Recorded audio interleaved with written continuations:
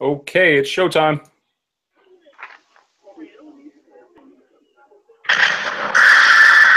guys, good evening and welcome to my exciting channel. We're discussing Mandela effects in the life.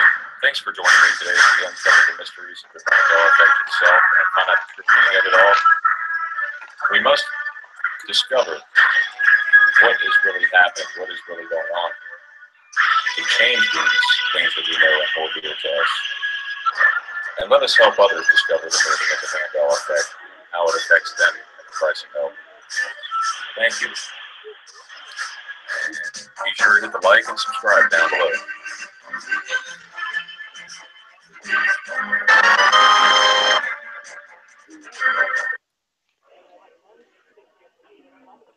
Hey, what is up, you guys? I hope you're all having a wonderful evening tonight. We are just going to do a brief show on bridging the gaps in history. And we have two special guests with us tonight. We have Tom Hefner, who researches. He's a Mandela effect researcher, fellow one like myself. He's digital scribe, and my dad is our special guest tonight. So let's all give them a warm welcome.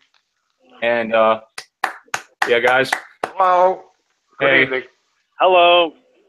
Hey. So Tom Hefner, would you lead us in a brief prayer? Because we need it right now. Lead you in prayer, sure. Go ahead, man. Thank you, Father God, for this evening. I pray, Father God, that you will reach the hearts and the lives of people who are listening and watching this right now. And I thank you. Heal the truth, and they shall know the truth, and truth shall set them free. In Jesus' name. Amen. Amen. Amen. Amen. Hey, Dad. Okay, so beginning with George Washington. Tell us what you know about George Washington. Everything that's maybe people don't know. Go ahead. Okay. Talk about that. Okay. Well, tonight we're talking about 5 U.S. presidents. Let me just start off by saying, out of the 5 U.S. presidents, 2 are on U.S. currency and 2 are on Mount Rushmore to start off. Okay, let me begin with George Washington. Of course, he's called the father of our country. He was born February 22nd, 1732. Washington was an extraordinary man who made it possible for ordinary men to rule. Before becoming president, Washington was a surveyor, soldier, and a planter, and he served in 2 wars. There was the French and Indian War and the Revolutionary War. And of course, his come to fame was he was the commander-in-chief of the Continental Army that led to victory over the British. And after the Revolutionary War, he went into retirement. And he came out of retirement to become the first president of the United States. On 1789 in New York City, he was sworn in. Turns out New York City was the first capital of the United States. And eventually we moved to Philadelphia.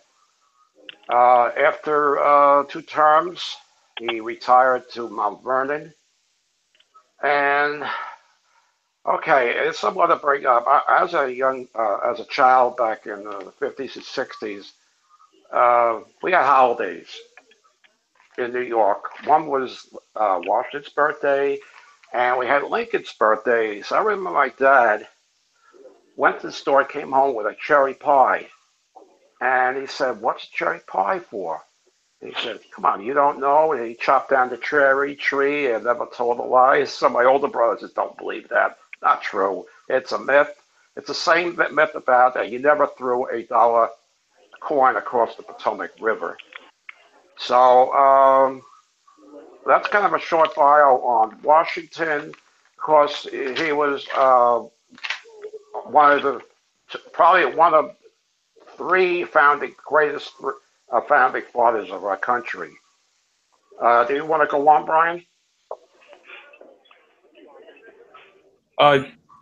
Yeah, I kind of wanted to get into the birth and death as well, which is what kind of I'll be sort of helping you out there a little bit.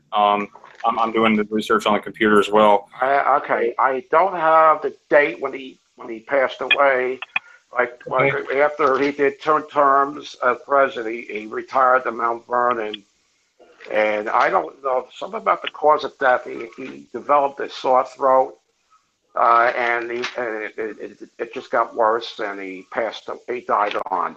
He died at He his home died. place. He died. Looks like he was born February 22nd, 1732. He was born, and in 1799 he died. I don't have the exact date Yeah, that he it's passed okay. away. December 14th, he was age 67, and he died Mount Vernon, Yes, Virginia. He was yes. born. He was born Bridges Creek at Bridges Creek Colony of Virginia, Hmm. British America. Yeah, yeah.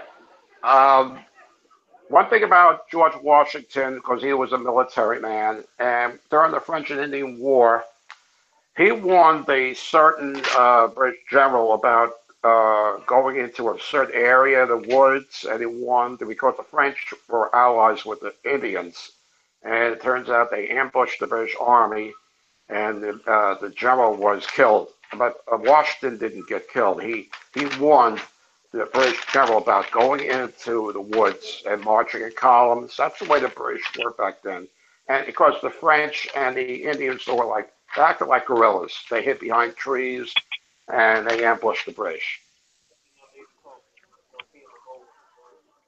And I also want to bring up that he was in office. That's a great point, Dad. He was in office April 30th, 1789 through March 4th, 1797. Correct. Two terms. And He his served two terms. 2 terms as president.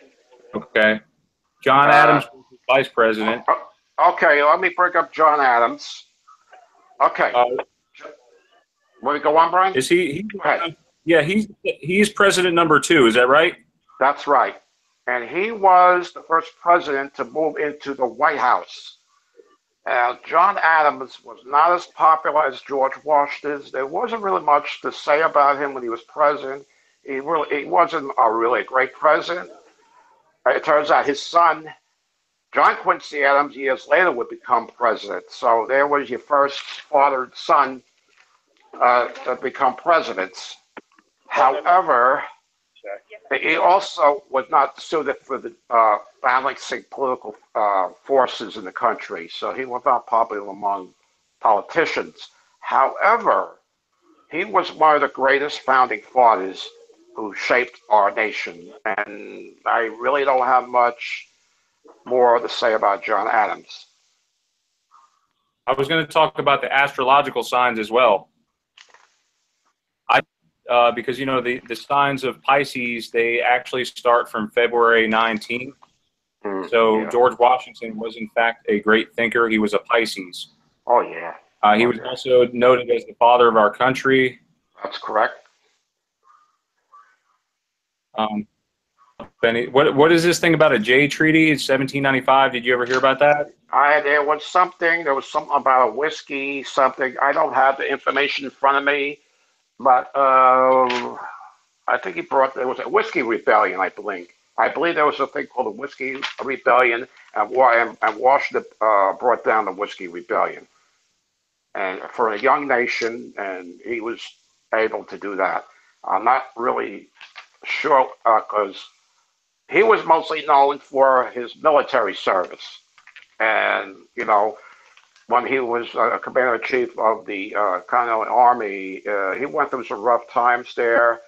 And also, too, his famous retreat where his army moved to Valley Forge for the winter so they could rebuild the army and eventually go on to defeat the British at Yorktown, which brought the end of the Revolutionary War. It's funny you mentioned that because I'm actually looking at the Boston Massacre right now with John Adams. Yes, he was a lawyer. Yes, good. Thank you for bringing that up. John Adams, who was a lawyer, defended the British soldiers. And as far as the Boston Massacre, that was because it came about because kids were throwing snowballs at the British soldiers or something, and I think the British soldiers fired upon colonists. That's all I know about it. They call it the Boston Massacre. Okay. Interestingly enough, the second U.S. president of the United States, his birth and death. Okay, October 30th, the in-office dates are different. Yeah, Of course. I don't have the dates in the office in front of me right now. Of course, the book is the house I didn't have with me. Yeah. Also, too, bring up John Adams and Thomas Jefferson died the same day, 1826, on the 4th of July. Oh my God. Yes. I bet half the people didn't even know that.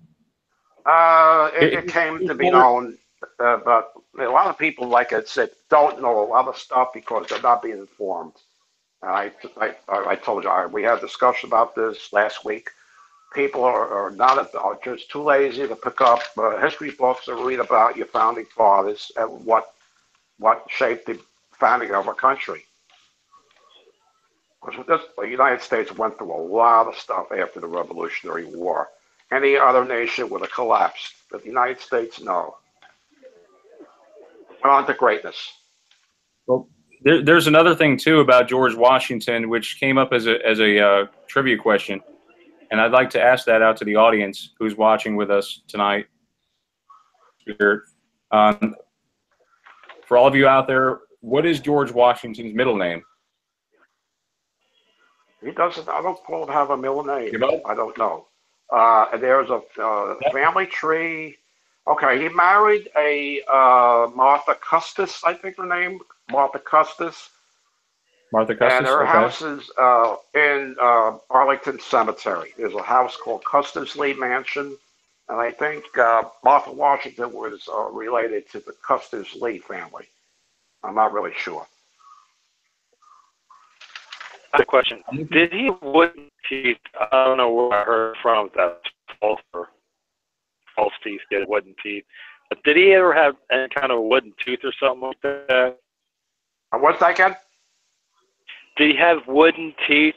I remember hearing something like that years ago. Yes, he did. Yes, he had dentures, and I believe there's a museum that has those dentures. I don't know which. I don't know if it's the American History Museum and Smithsonian Institute. I'm not sure.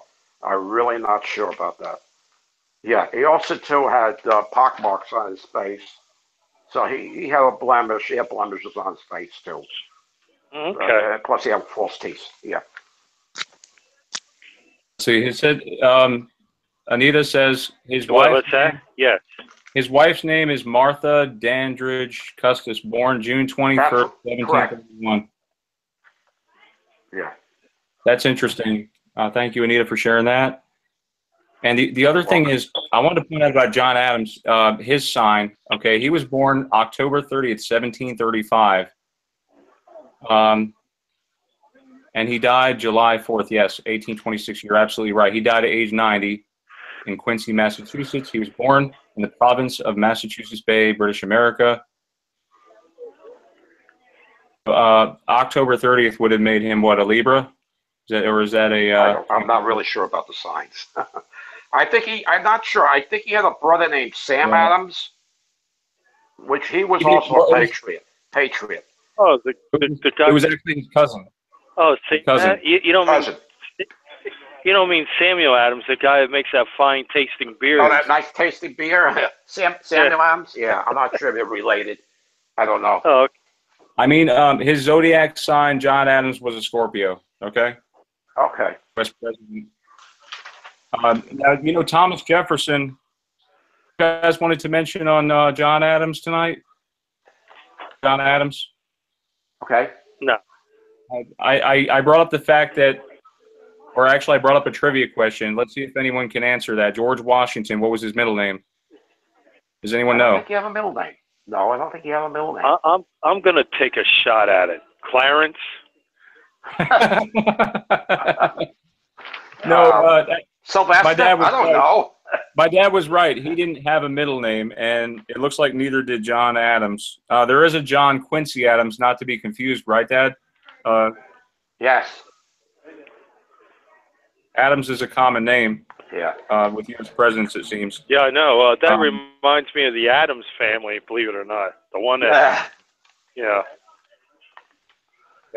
He died, let's see, I want to make sure this Wikipedia entry is correct because I'm looking at, looks like he was born October 30th. 1735, died October 19th, 17, hang on. No, that doesn't make sense. He died July 4th. Sorry, I already mentioned that. I'm just making sure that this is correct because what I'm looking at here on this card in front of me actually shows the dates that they served. So let's go back, review George Washington real quick. He served 1789 to 1797. John Adams served 1797 to 1801. It looks like he only served one term. One term. That's correct. He was a one-term president. Right. So typically, if there are two terms, doesn't that mean they're a good president? Isn't that right? What's that? They serve Well, what? Brian, there was a president. Well, I don't want to jump ahead. I will bring him up in the future. His name was James Knox Polk. I think he was the 11th president of the United States. He was the most successful one-term president. He was Speaker of the House, by the way. And he was the only president up to that time that kept all his campaign promises. And also, too, he was the president during the Mexican War.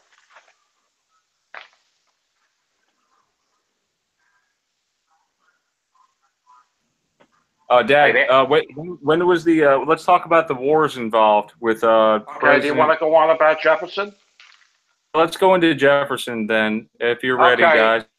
Okay, let me give you the information here about Thomas Jefferson. Okay, he was one of two of the greatest founding fathers alongside with George Washington.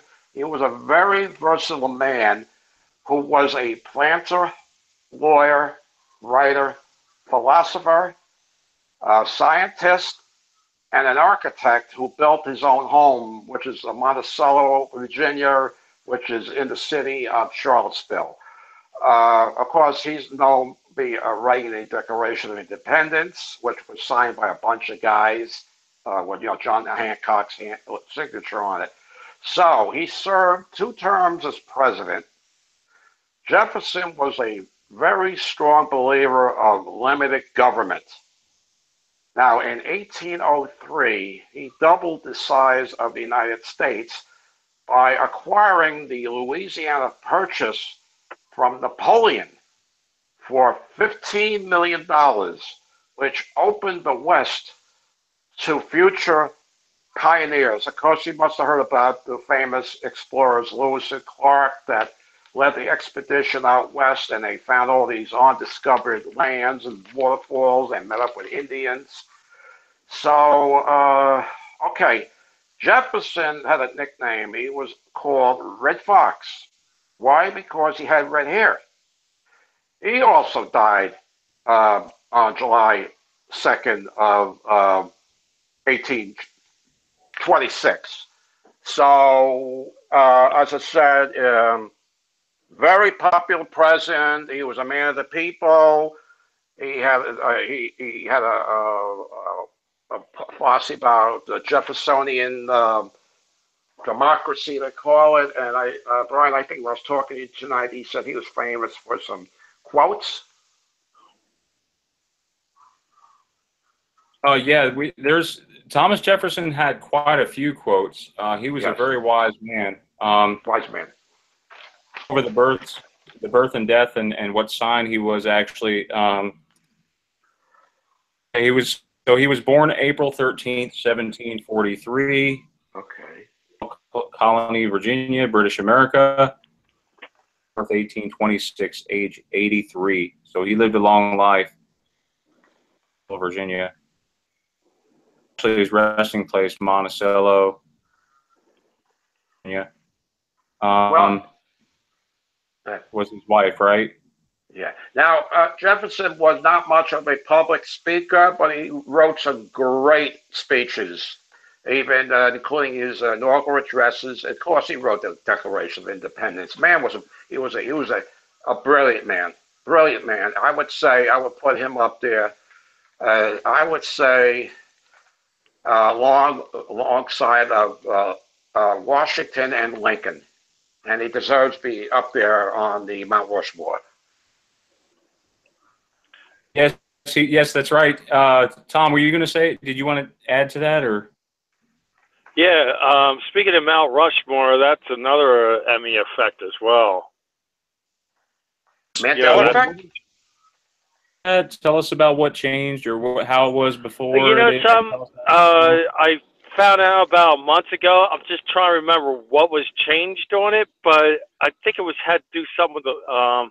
I can't remember, but if you just look it up under the Mandela Effect channel, you'll find out what changed on it. But there was definitely residue. Wow. Found out that there was a change in that too as well when you brought that up. And while we're talking about presidents, I'm currently driving up Abercorn Road in Savannah, and I'm at a traffic light. I'm looking at Eisenhower Drive, and the thing about Eisenhower, I'm jumping ahead a little bit, but that's all right. He used to be on a U.S. dime, and it was like residue. And I remember his picture being on dime because I remember one day, some time back, I was really looking at it, and just I remember clearly it was Eisenhower, but now it's been changed to Roosevelt. And you can even How about tell Roosevelt, and he's on the dollar bill, Eisenhower. Yeah. Oh, I had to bring up, you're talking about Mount Rushmore. Mount Rushmore, do you remember there's a Hitchcock movie years ago? I don't know if you remember. It was made in the late 50s. Alfred Hitchcock made this film right before he made Psycho. It was a movie called North by Northwest about a man. Cary Grant played this man who was mistaken for a spy. So the climax of the movie was Cary Grant and his so-called girlfriend were being chased by these villains, and they wound up walking up to the edge of Mount Rushmore, and they're climbing down Mount Rushmore. And I said, whoa, who has the guts and the climb down Mount Rushmore? Yeah, if you go to a YouTube video and type in North by Northwest Mount Rushmore scene, you need to see this. It'll blow your mind. Well, Dad, another thing about Mount Rushmore. Some people remember the nose falling off. Any nose falling off? No, I don't believe there was any nose. There were the monuments. I mean, the figures were well carved. I mean, I think there was explosions, and they carved away the five presidents. I mean, the presidents. Washington, Roosevelt. I'm gonna go ahead and make some residue here because just in case this changes again, because Mount Rushmore probably will change. We don't know it for sure, but I will try to talk about it. What are they gonna do? Carve another president? You never know. Bill Clinton should go back and be his face on there. You never know. Yeah. They were talking with Obama's face on. No way. No way. Talk about this. I'm going to share this picture with everyone so you can. What is it? Oh, I can see it here. Okay. You see that? Oh, yeah. Yep. From left to right, we have George Washington. Now, who's the second one right there? Who's that younger-looking guy? Jefferson. Now, here's the thing. I'm looking at that picture, right? You saw Washington, Jefferson, right? Why is it Lincoln next to Jefferson? Look at that. That was it. There was something about President Lincoln. I wasn't sure, but, now Lincoln had a different look or some, or different angle. Yeah. Yes, and another important note to make is that U.S. coins facing one way, Lincoln's facing the other way. Mm-hmm. On the penny, you look at the penny. On the penny, he faces to the right. Mm-hmm. Everyone else faces to the left. I never did that. Yeah. Now you look at who. So who is this guy? Roosevelt. Which Roosevelt is this guy? Theodore Roosevelt. Theodore Roosevelt. And I mentioned last Friday, he was the youngest man to become president. After McKinley was assassinated. Of course, there's this trick question: who was the younger president? A lot of people thought it was Lincoln. And another thing about Theodore Roosevelt, I think the reason why he was up there at Mount Rushmore, because Theodore Roosevelt was a great conservationist. Conservationist, they call it. He was very cared about the National Park Service, parks in the country. that kept clean everything, and he was into conservation. I think that's why he's up there. Okay.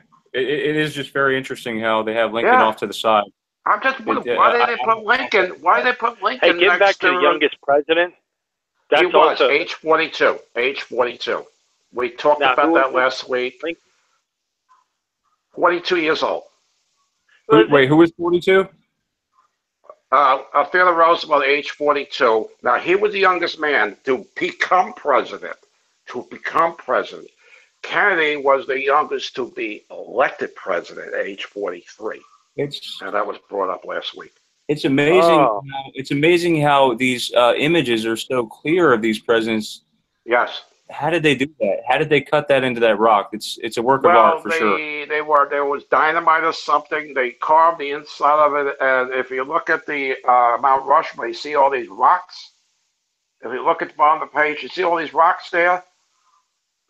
Up there, you see the bottom there?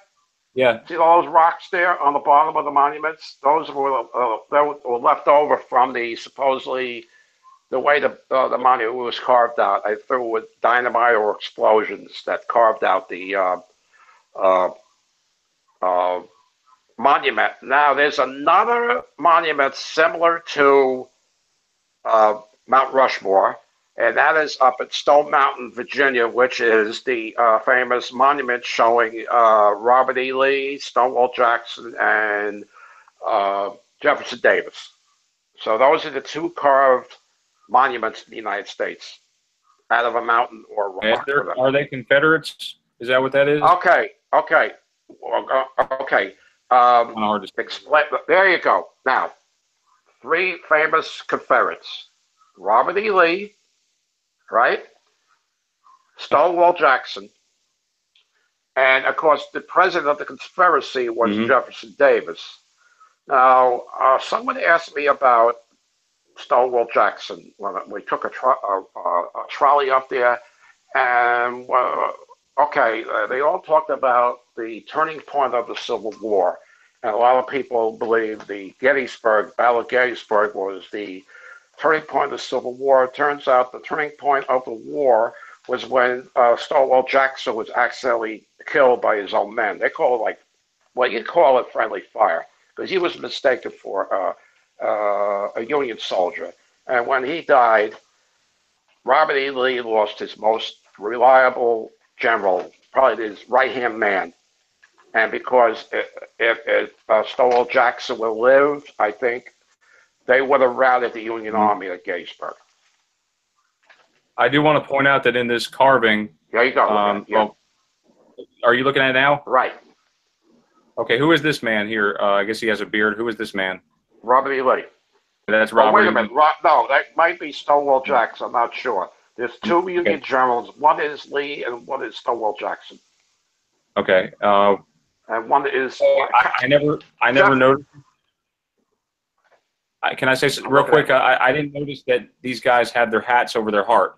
Okay, I guess. I'll look right now. I can't.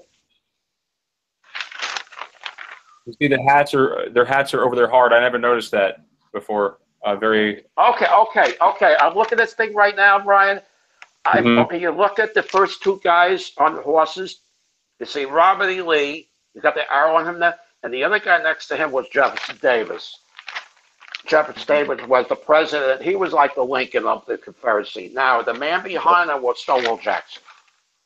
So I just to make that clear. Yeah. And that's Mount Rushmore. Point out that you can kind of clearly see these glasses here that Theodore Roosevelt had. If you guys remember, they didn't have the things that hang on your ears. Theodore Roosevelt, I don't know how he managed to wear glasses without, because they were hung on something. I don't know. Yep. Yeah. So we have George Washington, we have Thomas Jefferson, Theodore Roosevelt, and Abraham Lincoln over here. Like I said, why? Maybe there was a reason why Lincoln stands out separately. As if you notice, you see how close they are together? Washington, Jefferson, and Roosevelt. Yeah. And you look over to the right, and you look at Lincoln. He's like, and all by himself there. He's not like face sticking right next to Exactly. Roosevelt. Yeah, yeah, I noticed that. We're going to be talking about Lincoln in episode 3 of this. Yeah. Mm-hmm. So it's just amazing how brilliantly detailed these are. I never quite made this out either. Do you know that you can see George Washington's jacket right here? I never knew that. Yeah, you can see the lapel there. Well, yeah, you can see the lapel there. Now, if you look at Jefferson, you don't see. Yeah, you don't see lapel or his. Yeah, I noticed that. Yeah. Mm-hmm. You know what it looks like though? It kind of looks like they poured concrete right here. I don't know if that's just me or whatever, Well, but that it looks was a like mountain that was carved out. It was carved out. I don't know how they did that. It's amazing. It's just like Stone Mountain. How do they do that? I'm That's amazing. going backward in time once more to Thomas Jefferson. Thomas Jefferson's birthday. Let's see. I'm mistaken. He was born April 13th, 1743. Mm-hmm. Apparently there's an old style Julian calendar, which is April 2nd. Yeah, yeah. There's the information you need. Yeah, I see. You look at the information. That's smart. It tells you a little bio about how he's educated, and he was a lawyer. House of Burgesses. Never heard that before. He belonged to House of Burgesses. See that? See that? And yeah. at age 9, he started studying the natural world as well as 3 languages, Latin, Greek, and French. He didn't speak Greek. If you didn't speak Greek back in the old days, you were considered a barbarian. You know that? Yeah. Wow. Yeah. He was a brilliant man. No question, Jefferson was a brilliant man. Great founding father. I put up there one of the greatest living great presidents of our time. Never knew he played the violin. Yeah, he was. Yes, he was a musician, and I believe he invented the folding chair. What? Yes, I think he was an inventor. Yeah, that you have to look up. Don't until you can find out. I think some going around that he was an inventor too. And the thing about Thomas Jefferson, which is also interesting, I heard he had a child with a slave. Is that right? Yeah, yeah. That what I'm not making a big deal about it. Let me say even the people what they're doing today. The revisionists, they're bringing out things look years ago. Now they're bringing it up now. Really, who cares? It doesn't. Yeah. Who cares? Look at that. They always want to sling mud on heroes of the past. True hero.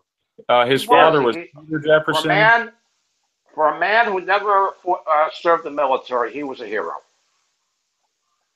And how he built that house in Monticello is amazing. And I've never been there, and they say if you go in at the Monticello, it looks like it was just built yesterday. It's immaculately clean. It's unbelievable how that place was built. Monticello, Virginia. How many terms was it? 2 terms, Dad? From 2 terms, yes, 2 terms. 2 terms. And he went into retirement. 1779 through June 3rd. Oh, I think it was 1801 to 1808. 1809. Yeah, that's when his term ended. He served 2 terms, 1801 to 1809. All right, I'm going to go over some. I'm going to definitely hit up the famous quotes. Yeah, go ahead. Toward the end. So let's go on to the next U.S. president. Okay, ready? I got it right here. Okay, now we talked about George Washington being called the father of a country. The name given to James Madison, he was the father of our Constitution. I don't have it when he was born, but I have here that James Madison was the shortest president. He was 5'4", but one of the great towering figures in U.S. history. Besides forming the Constitution, he wrote the Federalist Papers, stressing for a strong central government, promoting the Constitution as best model for that government at that time. Now, as president, there was a war going on. It was called the War of 1812. That was also called Mr. Madison's War. That went from 1812, I think it ended in 1815 with the signing of the Treaty of Ghent. During that time of the war, the British marched into Washington and burnt the Capitol building and the White House building. However, the city of Washington did not fall into British hands. The British also failed to assault Fort McHenry. An American witness, Francis Scott Key, was inspired to write the Star Spangled Banner. And like I said, the Treaty of Ghent was signed to end the War of 1812. As I said, it was called Mr. Madison's War. It also restored Madison's popularity. And that's what the information I have on James Madison. Another brilliant man, great founding father. Yes, and Dad, what was the War of 1812 mainly about? The Star Spangled Banner, that also got changed a little bit too. Oh, wow. Wait, Yeah. gotcha. Yeah. Remember that, Brian? But so the War of 1812, a lot of people joke around with that. So I think a lot of people are familiar. It's kind of a when was the War of 1812? 1812. Mm-hmm. What was it about? Tell us. Do you know what the war was about, Dad? I think it had something to do. Again, don't quote me, but I think it had something to do where U.S. ships were being harassed and attacked by British ships in the war. I don't know where this happened, and it brought on the War of 1812, and it was during the famous battle of the 1812 war was the Battle of New Orleans. New Orleans. And the general of the American forces in New Orleans, along with, there was a pirate named John Lafitte, joined General Jackson, and they defeated the British. General Andrew Jackson was a general back then. And they defeated, it was a one-sided victory, one of the great military victories in history. And they just did a job on the British troops there. I mean, and that was a great victory in American history. Definitely. I mean, Providence has pretty much had our favor because of God. I think. What was it that said life, liberty, and the pursuit of happiness? That was the Declaration of Independence. Thomas Jefferson wrote that. Right. He wrote that. Is that right? Yes. He drafted it, and then when it was finally made full paper, and when you look at the Declaration of Independence, they say that it's kind of faded now. It's in the archives of Washington. But on the bottom of the Declaration of Independence are all the signatures of the men who signed it.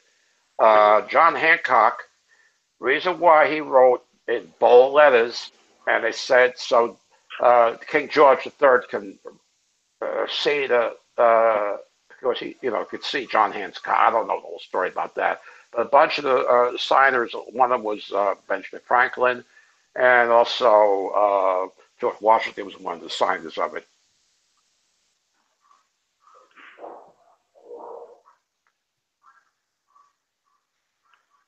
Definitely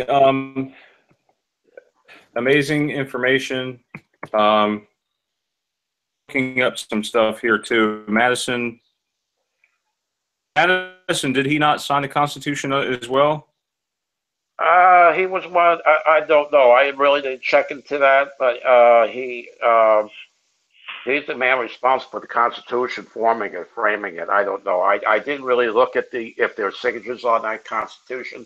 I never, and also now the Declaration of Independence is in the archives in Washington. I think the Constitution that's there, plus the Bill of Rights. I mean, don't quote me. I think I'm not sure now. Yeah, and if you guys recall that movie or two, The Book of Secrets. Oh, yes, remember that movie with Nicolas Cage? That's Yeah, right. yeah. And he's the Mandela too, I heard. Yeah, yeah, yeah. I thought it was an amazing movie. His name. Yeah, yeah. Um, but Madison, like I said, I mentioned before, he was a short man, but he was a towering figure in American history. So he, he became popular after the war. So he was a prominent figure, and despite what happened with the burning of Washington, the nation, as I said, this is the second time that the British fought on American soil, and the British failed, and we stood strong. And yeah, and it's an important thing that you brought up about he was a very short man. Apparently, the shortest president was 5'4". That's how tall I James think four. Madison That's right. There were rumors going around he might have been 4 feet. I don't know about that. Yeah, I'm 5'6". Abraham Lincoln was 6'3" Oh my 3/4. God! I But think they make right him larger now, than life. yeah, Lincoln very tall. Donald Trump is very tall. George Bush was very tall, senior. So they were the tallest presidents. So let's talk about the birth and death of. That I'm not sure about. If you have information in front of you, I'll tell you right there. I don't have it on me. Got it. No. Okay, he was born March 16th, 1751. Okay. A colony of Virginia, British America. Mm-hmm. 28th, 1936. He was 85 years old. Died in Orange, Virginia. Okay. It was Montpelier. Yeah, Montpelier. Yeah, yeah. 5'4". He had a stepson. Apparently, he didn't have any kids of his own. His wife was Dolly Payne Todd. Very popular first lady. And I know when you bring up Dolly Madison, what's the first thing that comes to your mind? Dolly Madison. Dolly with the EY, by the way. Payne, Oh, P-A-Y-N-E. ice cream. I don't know. They still have it. Years ago, they used to have a brand called Dolly Madison ice cream. I don't know if it has anything to because I know Mom and I we used to go buy. It was Breyer's ice cream, and it was Borden's ice cream, and then it was Dolly Madison ice cream. But I don't think it has anything to do with any relation. I mean, connection with Dolly Dolly Madison. Here's the thing about Dolly Madison. She was a very popular first lady. Also, when the White House was on fire, she managed to take important papers and important stuff out of the White House, important stuff, while the White House was on fire.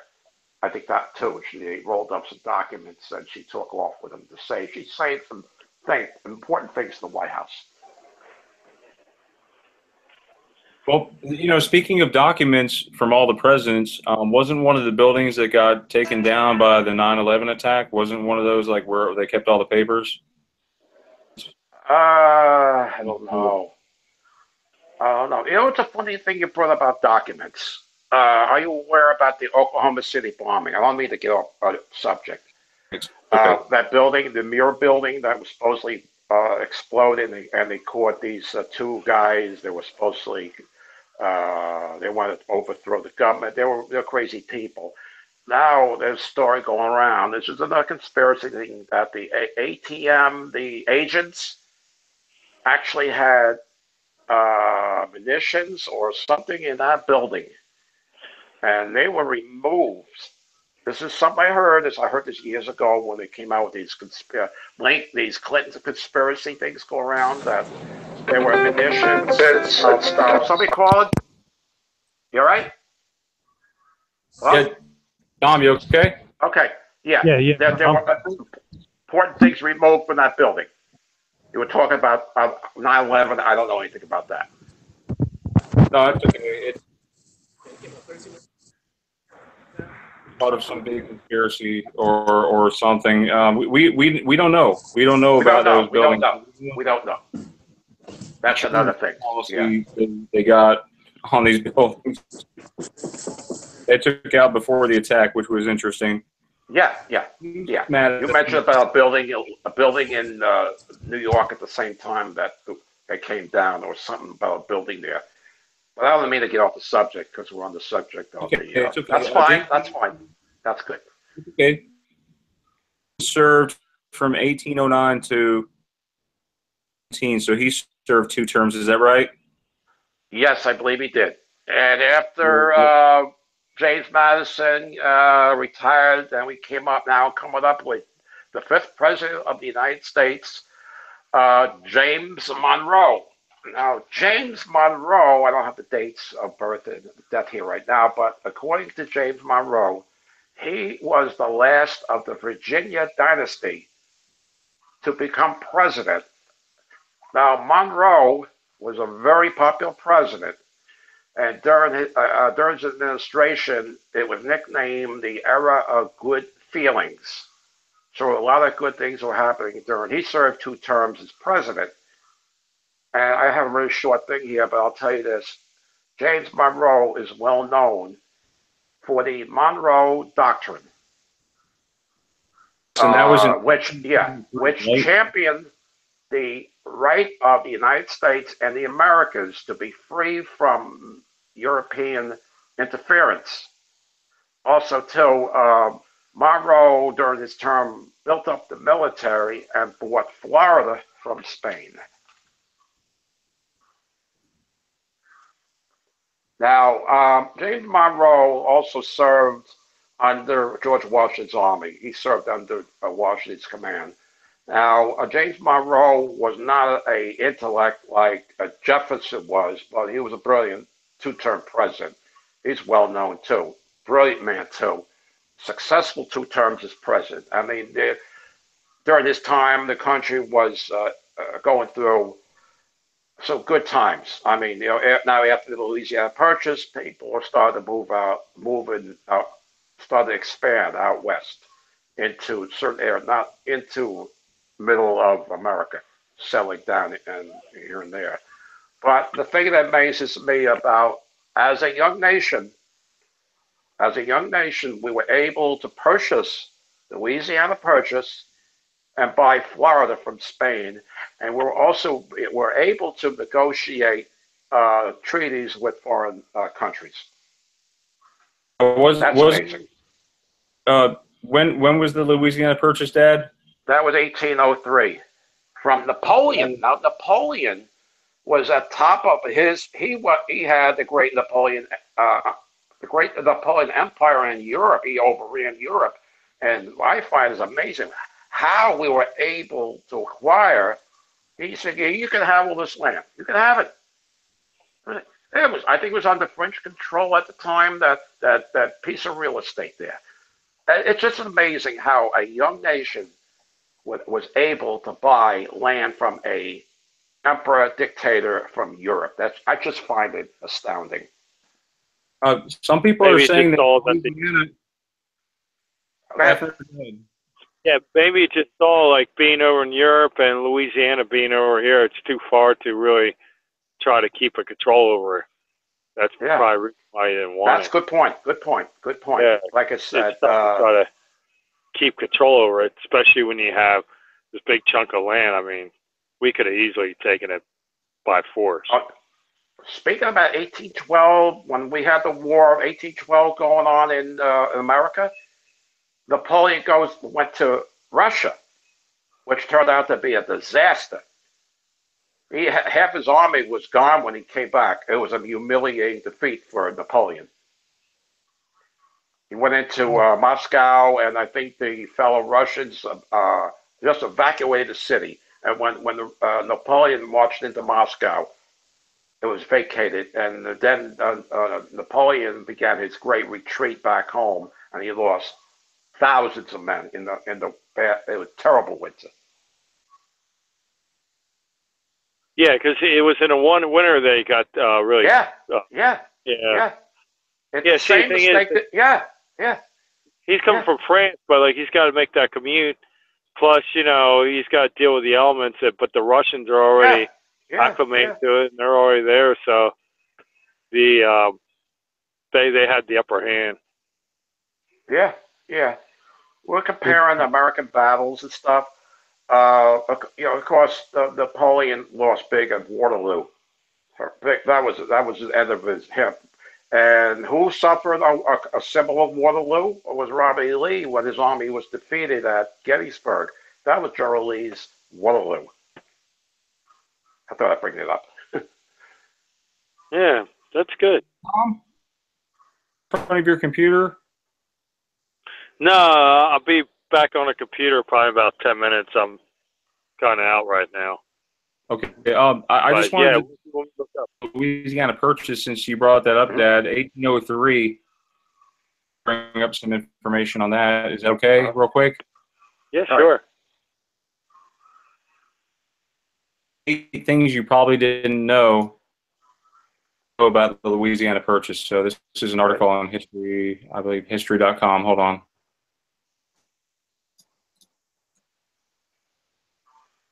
It was during Jefferson's term. Is that right? Wow, Jefferson's look at that. term? That's amazing. Well, it's a big You chunk. see what I mean? Look at that. Chunk of land. Isn't that Big amazing? chunk of land. Yeah, but I could see why he gave it up. I mean, look at it. It's in the middle of a continental United States. And Yeah. there's no way That's you'd be able to amazing. control that. Wow. That's amazing. 1803. U.S. representatives in Paris agreed to pay $15 million, 28,000 square miles of land, Mississippi River, to the Rocky Mountains. Sure. Okay. I believe that area was under control of France even after the French and Indian War. That was under French control. In case this changes the Louisiana again, because some people say this may be a Mandela with the spelling of Louisiana. Isn't that right, Tom? Yeah. Some people say that. Actually, you brought it up. I believe it was changed 3 times. Oh, wow. Yeah, that's what I think. Because somebody had it up where it changed 2 times, and then now it's changed the 3rd time. Make sure that we get it right now while we still can. It's Louisiana. Right. I used to think that maybe at one time, maybe I'm wrong, there was a double N at the end, but no. It's not the case. That's one of the spellings. And then there was another one. I got to look at my my survey form, but there's another one too that one had the double N, and then I think the other one had. I got to look it up. Yeah. Now back then, when you looked at the Louisiana Purchase, what was the body of water that ran through there? It was the Mississippi River. Now Mississippi River was discovered by De Soto, who was a Spanish explorer. Well, it says here that France had just retaken control of the Louisiana territory. This is the 8 reasons or 8 things that you didn't know. Okay. That's great information you got there, Brian. See, a lot of people don't do what you're doing, and when you try to debate somebody, you need to have information in front of you. Yeah, that's right. What you're doing. See, this is where people make mistakes when they debate people. Facts. Yeah, there it is. You have to have the facts. Yeah, that's why lawyers get paid so much money, because they do research like crazy. French explorer, Cavalier de La Salle, first claimed the Louisiana Territory, which he named for King Louis XIV during a 1682 canoe expedition down the Mississippi River. Wow, yeah. So the French, they also had an expedition. I'm sure you remember Night at the Museum has, in the movie, there's a lot of history. Oh, yeah. Recall, and who played Teddy Roosevelt? Oh, yeah. Robert Williams played him. Yeah. Robert Williams. Yeah. He played the part very well, too, I might add. Well, I want to bring up something quickly about Theodore Roosevelt. When Theodore Roosevelt was a child, he had this fascination for animals, like taxidermy and everything. And he also was an asthmatic. So he wasn't, as a young child, was not a healthy person. And his father, instead of getting taxidermy things for him. He father built him a gym, and he was kind of disappointed about that. He thought he was going to get these birds and animals. He had a fascination for wildlife, and he could taxiderm. Well, it turns out later in Roosevelt's career, before he went into politics, he was a boxer. He was a cowboy. Yeah, he was a cowboy too. So, and he was into boxing. He was a physical fitness freak too. And Wait, who was? I think too, when he was president of the United States, he used to take these walks, brisk walks, like people they couldn't keep up with Who? Which president was that? him. Theodore Roosevelt. He was an asthmatic. He was a weak child, but later in his life. I mean, before he became president, he was a physical fitness freak. He was really into fitness. I mean, like I say, he took these walks around the White House, and I guess back then these news staff couldn't keep up with him. That's how he was. I wanted to bring something up really quick with you guys about this Louisiana Purchase. Okay, it says here, number 4, even that low price was too steep for the United States, right? Yeah. Mm-hmm. Napoleon wanted the money immediately in order to prepare for war with Great Britain. Wow. But despite landing Louisiana for less than 3 cents an acre, the price was more than the United States could afford. So as a result, it was forced to borrow from 2 European banks. That's good. Interest. Good. And it did not finish repaying the loan until 1823. Wow. So from it took them 20 years to repay that loan. Wow. By which time the total cost for the Louisiana Purchase had risen to over $23 million. Wow. Wow. What a chunk of real estate that was. Wow. I'm wondering, incredible. Who do you think those banks were? I'm curious about that now. I'm looking here. I see, if you look over to, you just showed before, you saw these 2 explorers, Lewis and Clark. They led an exposition into the area that was the Louisiana Purchase. And they went beyond the Louisiana Purchase. They went all the way out to as far as the Northwest.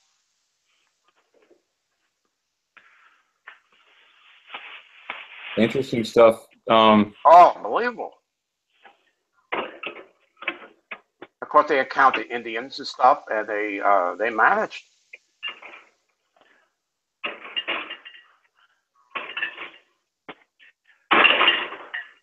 So that's it on the Louisiana Purchase. I think that's on that part. We're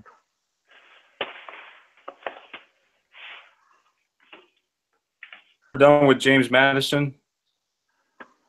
I believe also we finished with James Monroe. If you have any information on James Monroe, you're welcome to mention it. Since we backtracked a little bit to go ahead. That's fine. That's fine. Jefferson, his vice president, was it not Aaron Burr?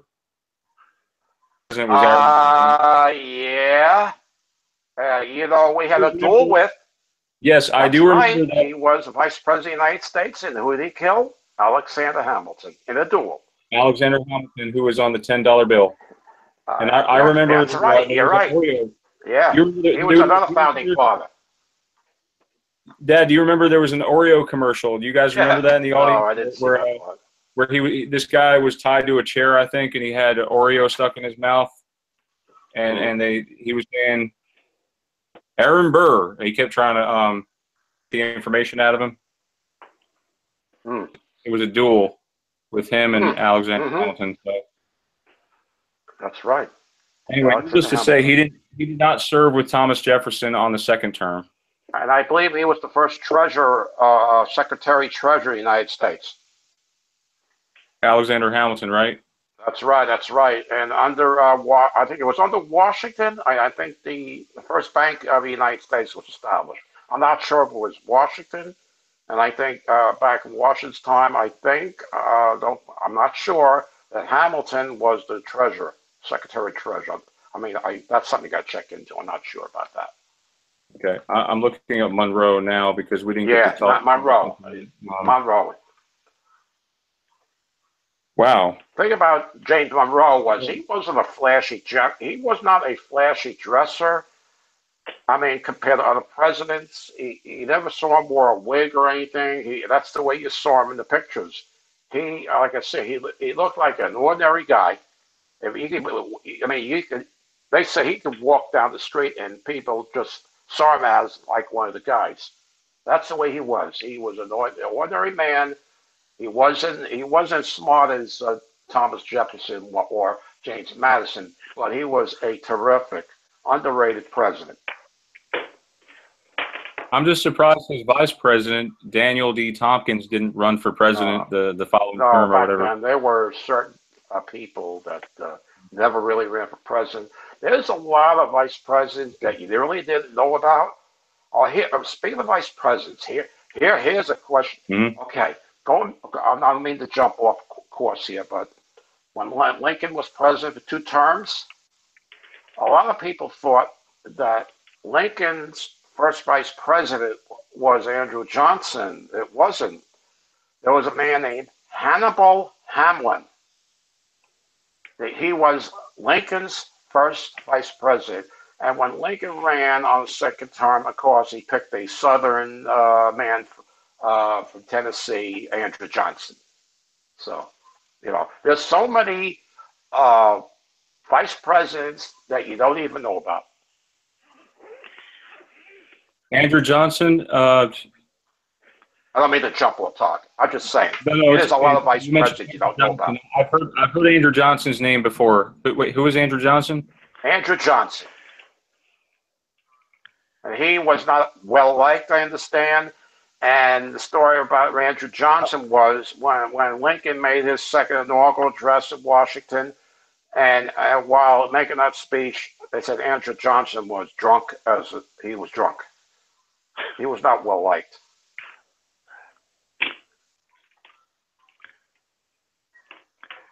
I wanted to mention his birth and death and all that. Go ahead bring it up. I don't know. I have the information. Good stuff you have there about this stuff. It's good information. Yeah, definitely. Well, you too, Dad. You're doing really well. Thank you. April 28th, 1958, colony of Virginia, British America. He died July 4th, 1931. Wait, how many people died July 4th? Hang on. Isn't that 3 presidents? Is there another one?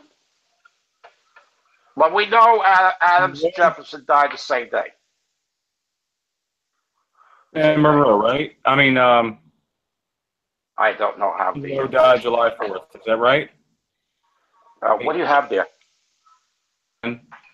Age 73. I could have sworn there was another president that died July 4th.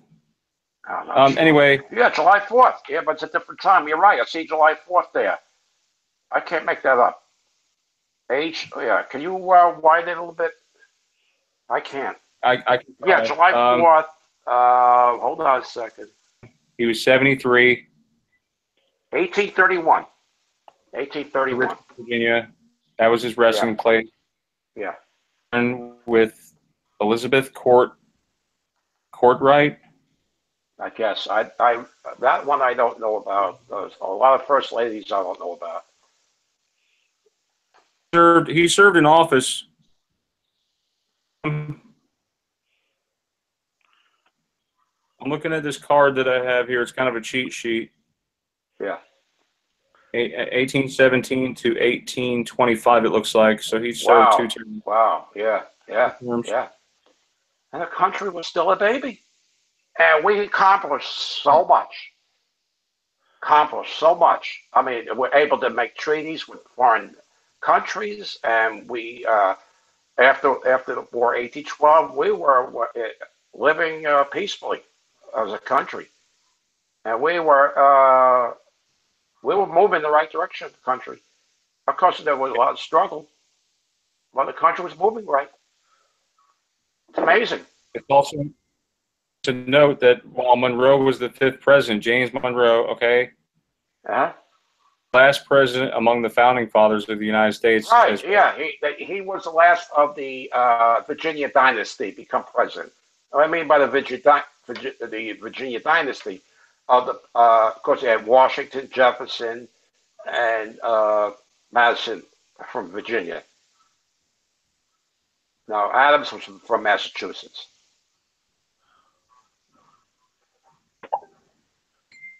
Yeah. Yes. Tom, what do you remember about George Washington? So let's go back through here. What do you remember? What I remember about George Washington, he was the first president of the United States. He had wooden teeth. Now he's got 6 holes in his skull wherever he's buried at, and you know we all need just like a hole in the head. And he had wooden teeth. And I think that was about it. Oh, he coined the father of the country. Now his home in Mount Vernon was not a giant house. I mean, he had this simple house on all that real estate he owned, which was along the Potomac, and like I said, a lot. I've been to his house years ago, and him and his Martha were buried together at the grave site at his house. So as far as one thing I forgot to bring out about George Washington. George Washington was credited for achieving the first military victory over the British. When Washington crossed the Delaware, he went into it was the Delaware River, and he went into Trenton, New Jersey that night, and I believe it was Christmas night, and the British soldiers were celebrating the holiday, so they were caught by surprise, so they were defeated.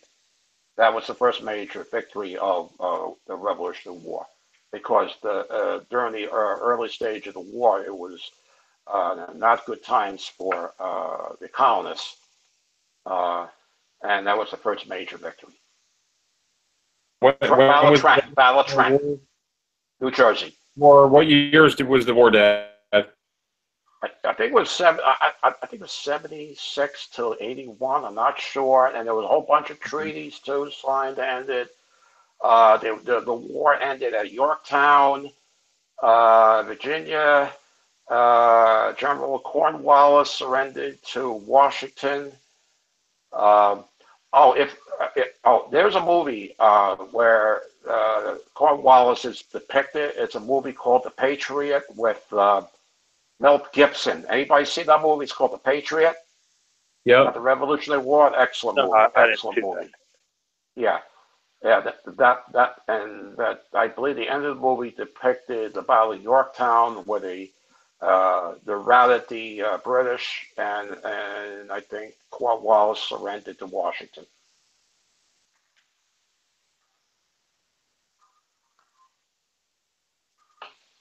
I do want to couple of quotes here, guys, if you bear with me. Okay, I'm pulling them up now. Washington had some really famous words here that I think we should live by. These associate with men of good quality if you esteem your own reputation alone than in bad company. Be courteous to all, but intimate, and let those few be well tried and your confidence. That's a given.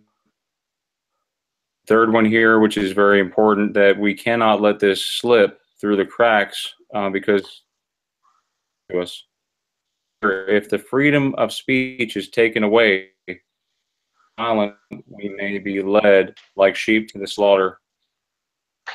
Wasn't it? Who was it that said, "Give me liberty or give me death"? Patrick Henry.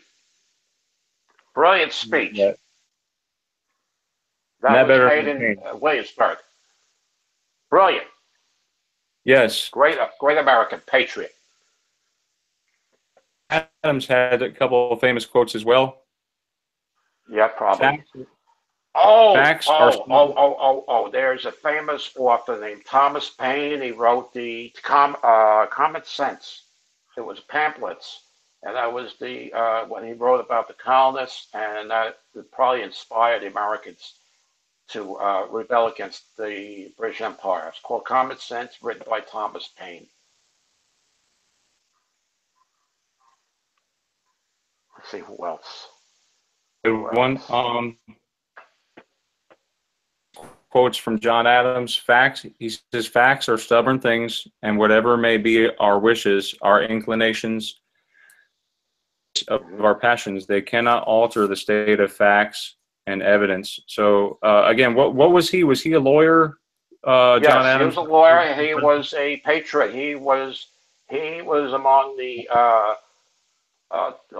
patriots that were against the British. Alongside Paul Revere, Samuel Adams. Yeah, they opposed what the British were doing.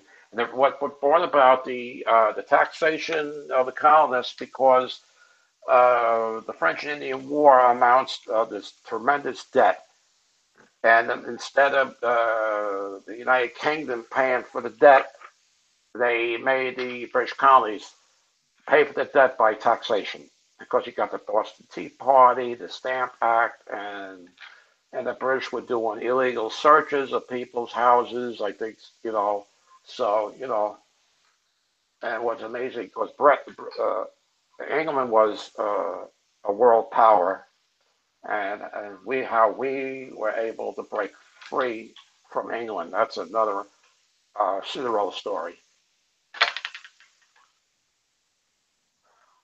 John Adams also said, "Made only for moral and religious people, Yeah.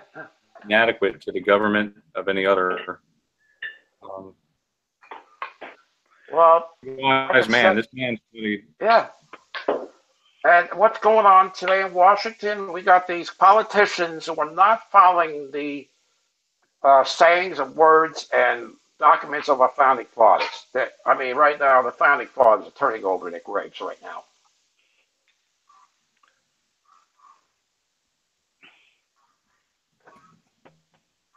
I'm engaging with the chat a little bit, guys. Go ahead. Just bear with me here. There's a famous quote that really hit me from Thomas Jefferson, and he says, "In matters of style, in matters of principle, stand like a rock." Mm-hmm.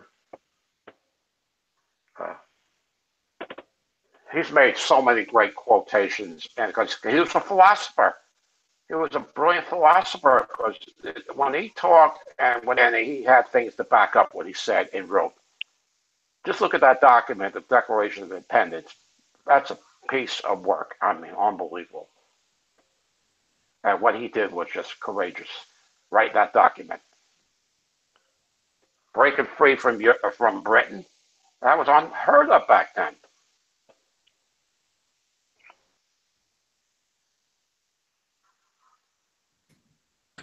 Thomas Jefferson also, now what was his trade? Do you remember? What, diplomat? He did a lot of things. He was a scientist, philosopher, architect, writer, lawyer, and planter. He built a Monticello. That is incredible how he built that house. The man was brilliant. He was brilliant. He was a jack of all trades of his time. He was ahead of his time. Brilliant. Yeah, I cannot live without books. So this man. Yeah, he was a well-learned man. He was brilliant. Yeah, there were stories I heard about JFK when they say he was an intellect. They say he could read books, a whole bunch of books in one day. He could read a book after book after book. He was a fast reader, and he was an intellect too. That's amazing. Jefferson was brilliant man. Hey, Brian. Yeah, Tom. Go ahead. Yeah, Teresa wants to know if she can get in on the show. Yes, come on in. Okay,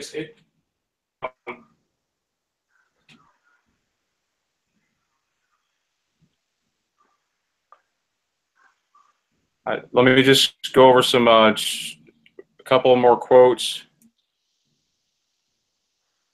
I don't want to bore y'all to death. I know it's be part of the closing. We're going to close here at 9 o'clock. That's fine. The tree of liberty must be refreshed from time to time with the blood of patriots and tyrants. Yeah, tree of liberty.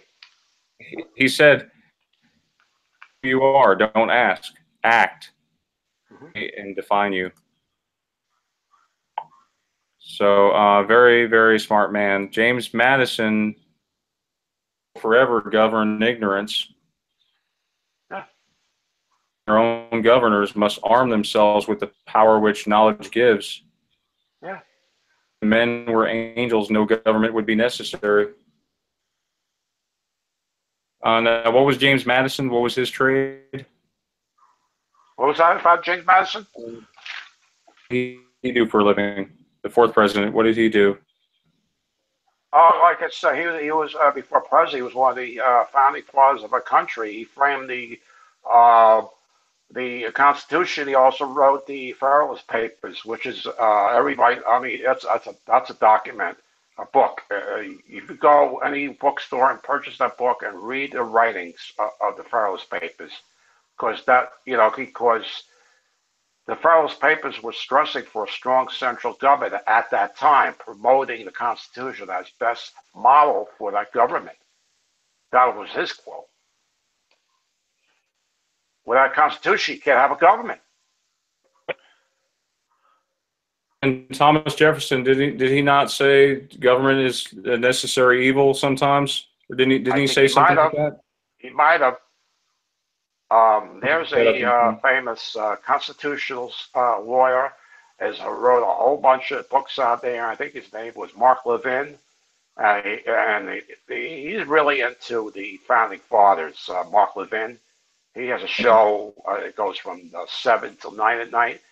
He's got books out on the founding fathers. I mean, if you want to know about the Constitution and the founding fathers, Mark Levin is the person that he's another great writer.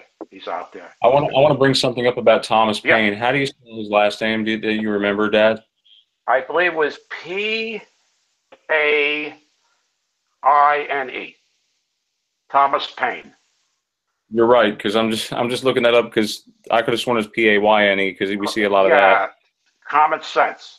And a lot of his stuff what he wrote was prophetic. But, prophetic that brought about the Revolutionary War. The stuff that he said in that book. I don't know every word what he did, but his words were prophetic.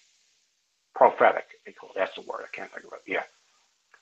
Yeah, Thomas Paine is the one who wrote, "Government, even at its best state, is but a necessary evil." Yes, common sense. Yeah, it was back then. It was called a pamphlet he wrote.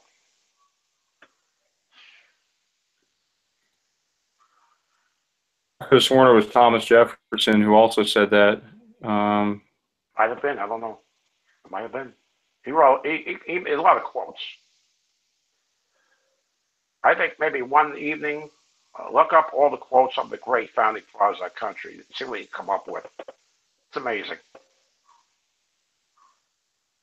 Published the works of Thomas Jefferson.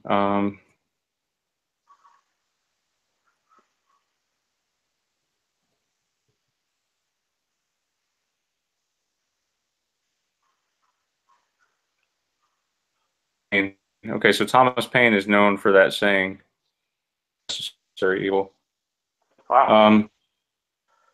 And there, I feel like I'm getting more brain cells already back. Yeah, because I'm telling you, every day you learn things. You need to educate yourself, and that's what's wrong with this country right now. Is people, I feel sorry for the children who are going to our schools right now. They're not being taught what I grew up with. Another thing, a point I want to bring up, a very important point I want to bring up.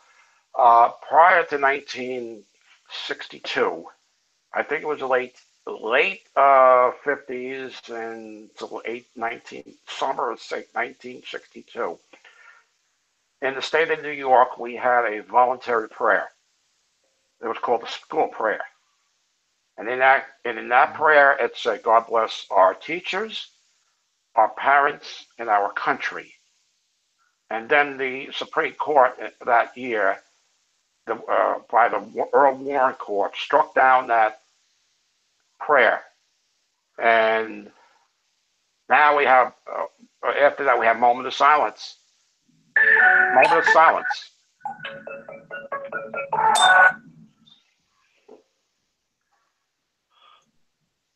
Teresa, hey, how are you? Hey. Well, welcome aboard, lady. So real quick, those presidents, and maybe this question could be asked to everyone here in the audience. Does anybody remember these big statue heads, U.S. presidents? They're No like way. the Easter Island heads. Statue heads? No. Is that a Mandela? You're talking about the head. We have Mount Rushmore. I'm gonna try to pull up a picture so I can share it with you guys. 43. There's 43 giant crumbling presidential heads. They're in Virginia. Yeah. Dead serious. Giant. 43 giant heads. I heard that. I got it. They're in a Virginia field. I mean, I'm sure.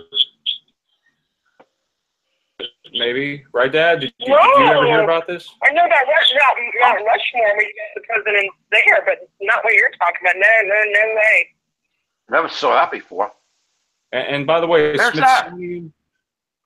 How many people in the audience remember Smithsonian Institute instead of institution? I do. What was it to you, Dad?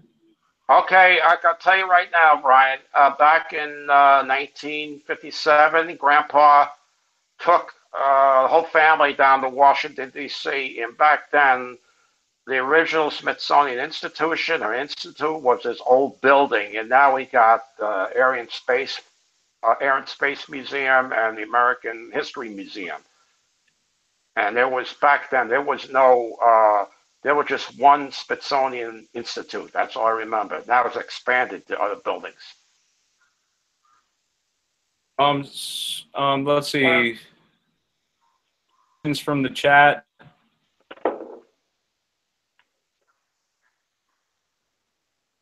I've never heard of that before, though. Yeah, this is crazy about the presidential heads. How come we never knew about it? Was it anywhere in the history book? Like anywhere where you can see it? History books?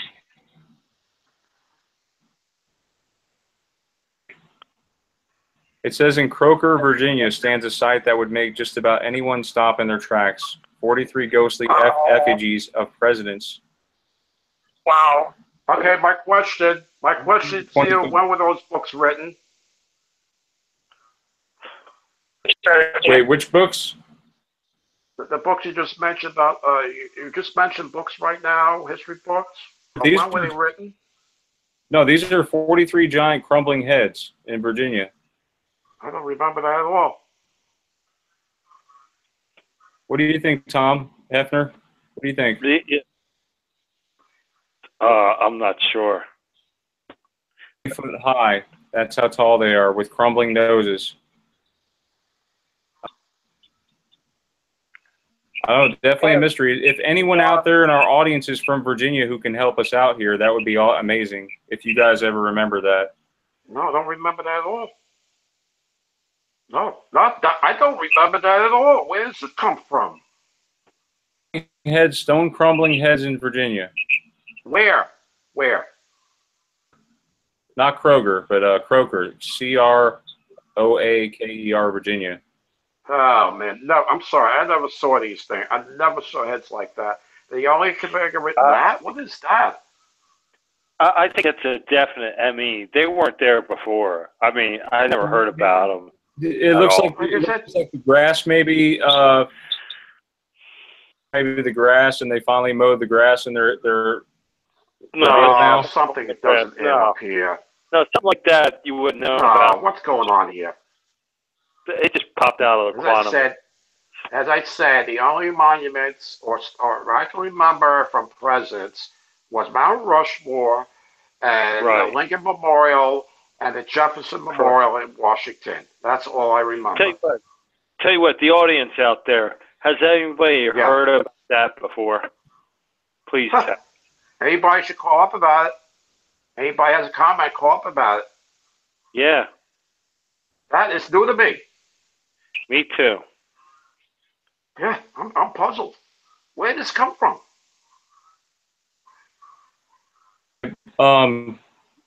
Anita in the audience, prayers out of schools was in 1963. She's looking up all sorts of information now. Brian, you brought up something very important about the books. Daniel never heard of it. Daniel Sparrow, he never heard of it. Come on, people out there in the live chat, let's hear from you. Yes. Okay. One thing I have to say this. My son and I were at a dinner social some months ago.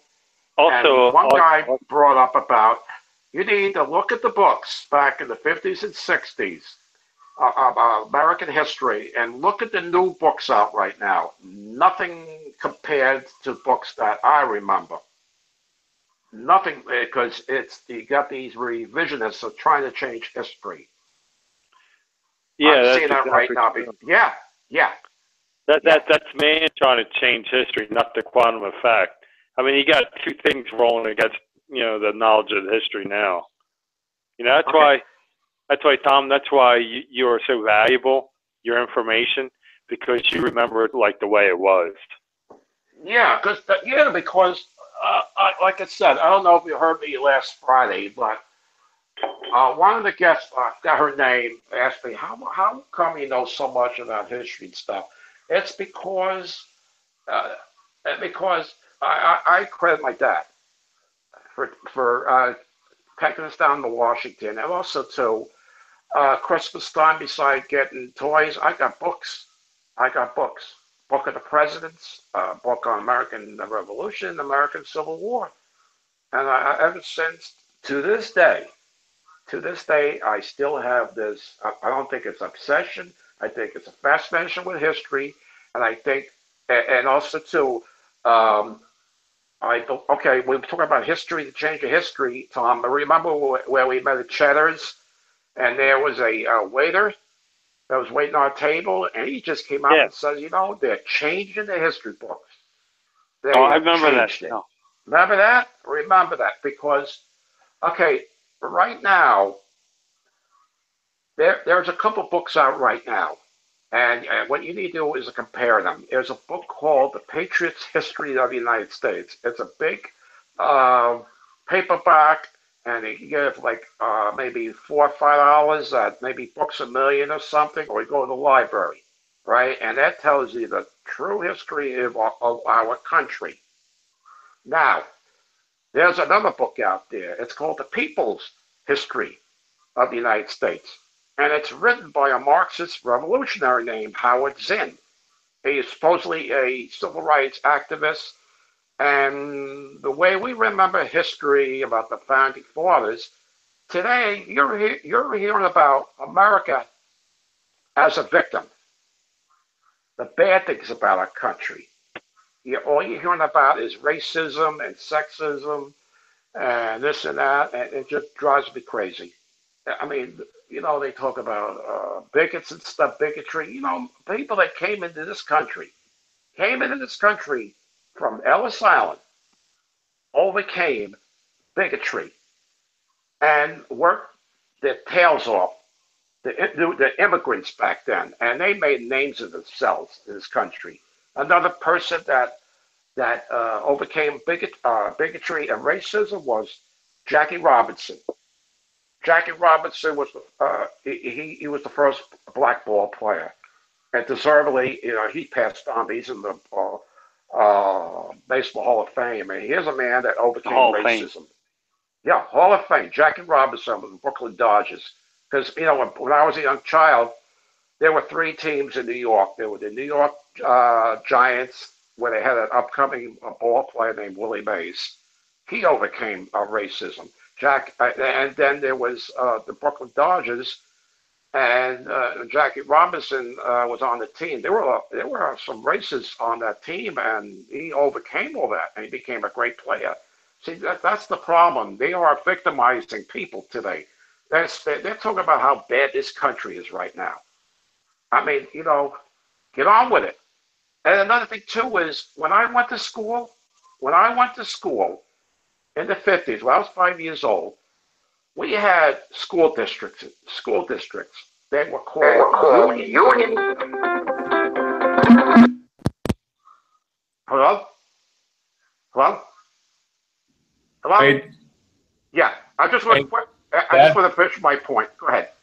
Okay. Go ahead. Go ahead. Finish your point, and I'll Okay, remind now go people. on. I'm just saying quickly. Back in the 50s, we had school districts. They were union free. Today, we have what they call the teachers' unions, and they are poisoning the children right now, their minds. So I'll leave it right there. Tom Hefner, do you have anything? No. Well, the one thing I was going to say is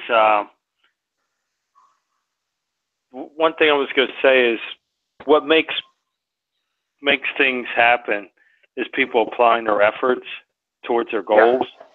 Yeah. In other words, like all these people who made a mark in history, they had a passion for what they did. Good point. And that's the reason why it came about being something great. Like the inventors, the ball players, they all had a passion for what they did, and they pursued it. Love of the game. That's right. The It's love all of the about game. money now. Yeah. Yeah, it's all about money. It's how much money you can amass, but that really isn't it. What I found out in my life is you find out what God's given you as far as your passion, your drive, what motivates you, what makes you real happy and everything. Amen. And the key to success is not how much money you make, is what you could do, what you enjoy doing. If you could do that, and you could actually, make enough money to get by, or even better than that, then you've arrived. It's doing your passion in life. That's what's going to get you ahead in life. Definitely. Nothing else. Because I see people working jobs that they hate to do. Obviously, it's not their passion. They do it. Yeah. But they have to do it because that's the only way they see. But I talk to everybody out there who's listening right now, and I want to encourage you that if there's something you love to do and you want to do it, just do it. Just pursue it. No matter how hard it is to get to that point, you need to do it for yourself, because when you get to the end of the road, you'll realize you're doing something that you enjoy doing, and that will bring life to you and your whole body and your mind, soul, and spirit, and all that. You're absolutely right. You're absolutely right. That you enjoy doing, because it becomes not a job where you dread getting up in the morning, the morning. Monday, this is how I tell people if they hate or love their jobs. How do you feel about Monday mornings if you work from Monday through Friday, and how do you feel about Friday afternoons? If you hate Monday mornings and you love Friday afternoons, obviously you hate your job. If you feel like every day that you work is the same, like the weekend, then change job. And then if you look forward to the Monday morning and you're kind of like, I'm not into a Friday afternoon, then you love your job. Yeah. And that's how you gauge it. You work 5 days a week. A week. What do you work for that weekend? But that's the whole key to being good. Because, not being good, but being satisfied in life. You go to work, everybody's got to make money. That's it. Everybody has to make money. But the way about acquiring that cash, you want to do something that you enjoy doing, but yet it pays the bills and all that. So, hey, I don't mean to go on like the way I was talking, but there's a lot of people feel the same way as you and I. People are just frustrated. We're tired of what's going on today. Yeah. They're just sick of the crap, and they're just sick of the system, and Definitely. you know. Yeah. There's a lot of people out there that are scared and they just wish not to participate in politics. And I think it's important we play a vital role. I don't know what that is. Well, let me. I got Jeff Holiday. He said a quote. Well, he said that Trump gave me hope at least, and that's true because Trump is out of the box. I love the guy. I don't care what people think. Because when he ran for president, you know, he was amongst the 12 or more Republicans. The only reason that he had a chance was he was independent. He already proved his mark that he made, you know, billions of dollars. Yeah. And he wasn't political. He wasn't religious. He just knew how. Self-made man. Yep. That's right. Self-made man with God's help, and you know. That it was something new. And of course, he's going to rock the old boy system. You know, you look at it, the Republicans hated him, the Democrats hated him. And if they all hate him, there's got to be something I like about him. And another thing I like about him is he aggravates the living crap out of people. I mean, sure, he's got his foot so much in his mouth so many times, but you know what? I love it because he's got a pair. And he's real. Yeah, he's got. He grows some. Yeah. Whatever happened to the party of Lincoln and Reagan? Look at it today. It's a disgrace. Yeah, exactly. That was the Reagan. You know, when Reagan said that famous quote, he tells Gorbachev, he says, Mr. Gorbachev, tear down that wall. Dude. I love that quote. How about? I hope it hasn't changed. I seriously hope that's not changed. Yeah, really. A headache over this stuff, just imagining stuff like changing left and right. But I wanted to bring up a question from our audience out there. Is can I get your opinion on the situation with Scaramucci? Since I think this is intrinsically tied to history. What do you guys think about that? You want to tackle that for just a minute? I know it's off topic. We can this is topic. That's fine. Whatever gets things going here, you know. Yeah, I'm just trying to get the audience involved in our discussion. Yeah. And here's the thing: I see an article here. Mookie here. Let me get back into the Google search. Hold on. Did you? Anthony Scaramucci from Communications Director, New York Times. You hear anything about that? Not a word. No, but I have to say something. You know, the left-wing media, the fake news people, they're looking for anything to get Trump out of office. This thing about Scaramucci right now. Oh, there's the red flag. There it is right there. You know, all these things happening in we had Sean Spicer and I went to, but that's not going to bring Trump down. They're trying to bring this man. They can't get him down. There's no collusion going on. Nothing. Oh, okay. So here's some. They're apparently I guess they're reaching out to Comey. Forgive me, as if we. Can you guys hear that? This is breaking news. President Trump has removed Anthony Scaramucci as his communications director. He does not have a role at this time in the administration, and we put out a statement earlier. And I don't have much else to add. But it was at the request of John Kelly. New York hedge fund manager. If you're going to keep leaking, I'm going to fire everybody. It's just very binary. Had added to a chaotic, unruly West Wing, and his vulgar, profanity-laced rant to a reporter last week had led directly to the ouster of Reince Priebus, Mr. Trump's first chief of staff. Mr. Priebus's replacement had sought Mr. Scaramucci's dismissal as he seeks to impose a new sense of discipline at the White House. It looks like Mr. Kelly has the president's backing to impose that new kind of order, but whether that lasts is yet to be seen. So getting back to the question, all right. Brian, where is the mainstream media when it comes to going after Hillary Clinton and all her dirty deeds going on right now? Dirty deeds done dirt cheap, right? Yes, yes, yes. Dirty No one's deeds. going after her about. No one's going after her about all those victims from Pizzagate. Definitely, definitely. Her and Podesta. Oh my God, well, he was a jerk. That guy, jerk. They're all involved. We're all involved. That's Clinton's circle of friends. Anyway, I'm going to check the chat for any last questions. Okay, Jeff says, do you think he resigned willfully or fired by Kelly?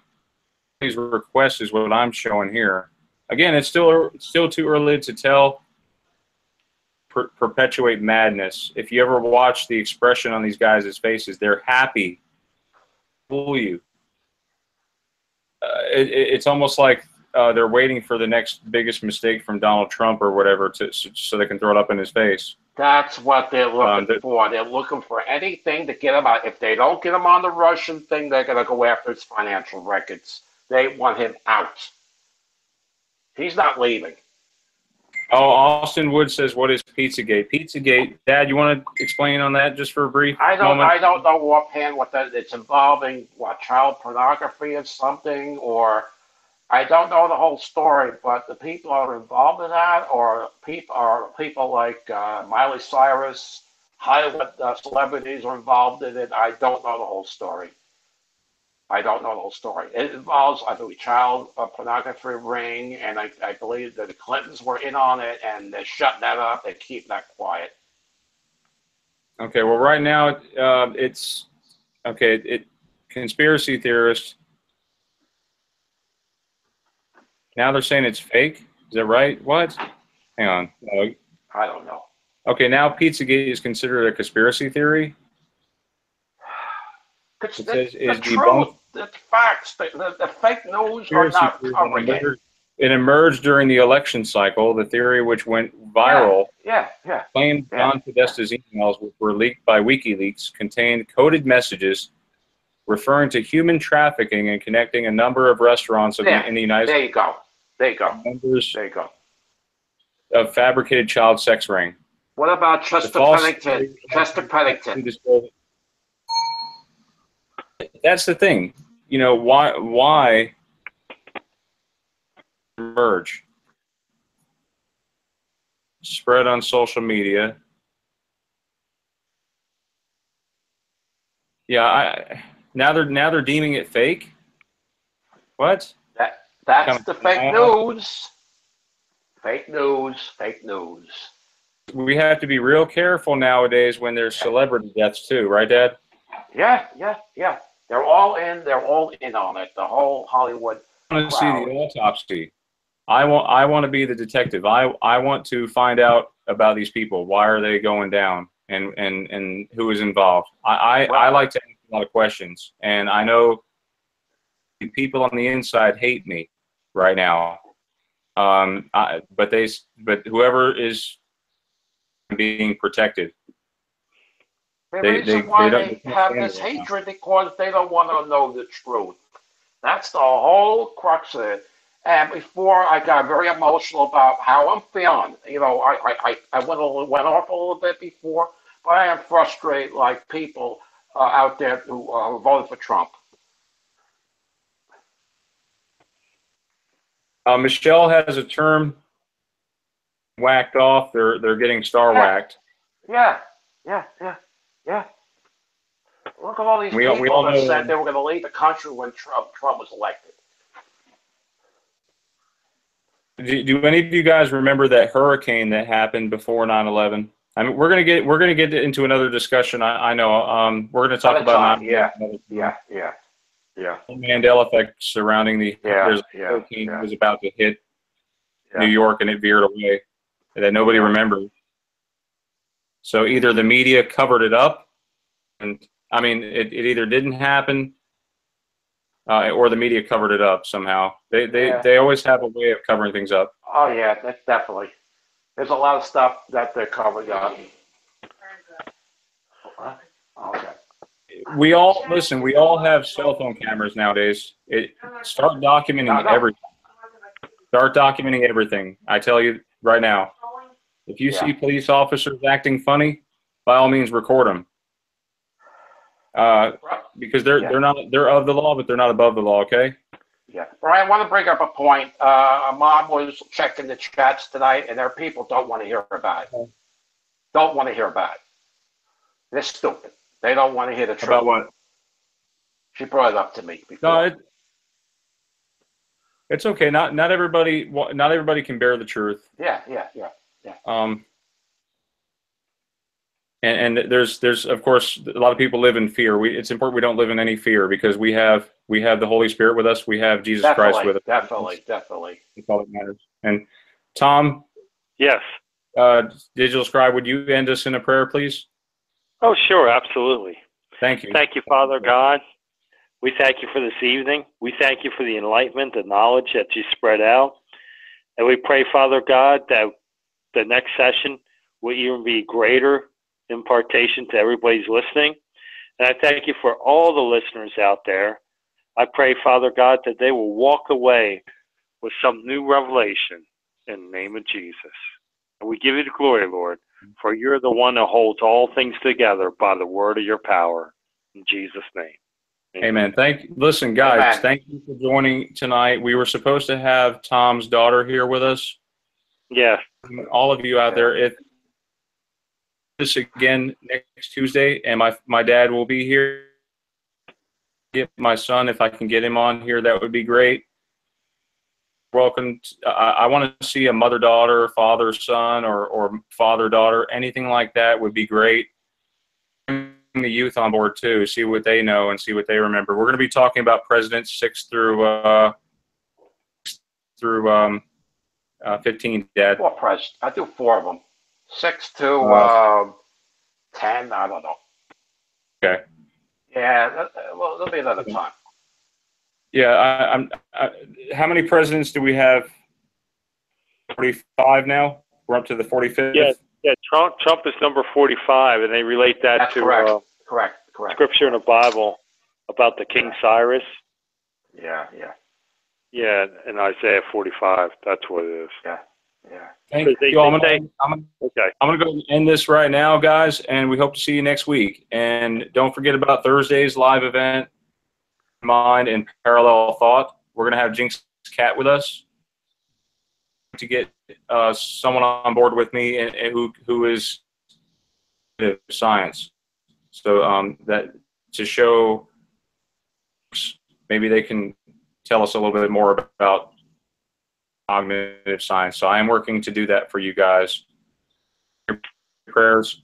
If you know anyone who would jump on board with us, great. That panel member who has a BA in psychology or something like that. If anyone see Friday's show as well, watch the changes in the sun, moon, and stars. So again, the reason we're doing 3 shows this week is because there's so much information to put out there. Eclipse, August 21st. I am splitting it up into 3 shows this week. But thanks, you guys, and great Mandela Effect night. Thank you. Good night. Thank you. Have an awesome evening. You too. Bye-bye now. Bye. Yes.